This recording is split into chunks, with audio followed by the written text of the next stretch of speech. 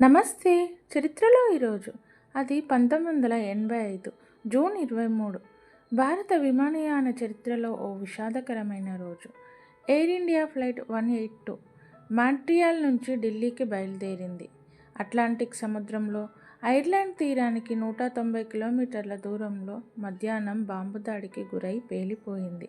ఈ దుర్ఘటనలో 329 మంది ప్రయాణికులు అందరూ అక్కడికక్కడే మృతి చెందారు. ఇది ఇప్పటి వరకు జరిగిన అతిపెద్ద విమాన బాంబు పేలుడు. ఆపరేషన్ బ్లూ స్టార్కి వ్యతిరేకంగా బాబర్ ఖల్సా సంస్థ ఈ దాడికి పాల్పడిందని తేలింది. బాంబును చెక్-ఇన్ చేసిన సూట్ కేసులో పెట్టారు. ఎయిర్పోర్ట్ సెక్యూరిటీ సరిగ్గా తనిఖీ చేయలేకపోవడం వల్ల ఫ్లైట్ టేకాఫ్ అయిన 1 గంట 40 నిమిషాలకు పేలిపోయింది. విమానం ముక్కలుగా సముద్రంలో తేలుతూ కనిపించాయి. దాదాపు 131 మృతదేహాలు మాత్రమే లభ్యమయ్యాయి. మిగతాయి సముద్రంలో కలిసిపోయాయి. ప్రతి సంవత్సరం జూన్ 23న కెనడాలో national day of remembrance for victim of టెర్రరిజంను నిర్వహిస్తారు. ఈ ఘటనలో చనిపోయిన వారి ఆత్మకు శాంతి చేకూరాలి.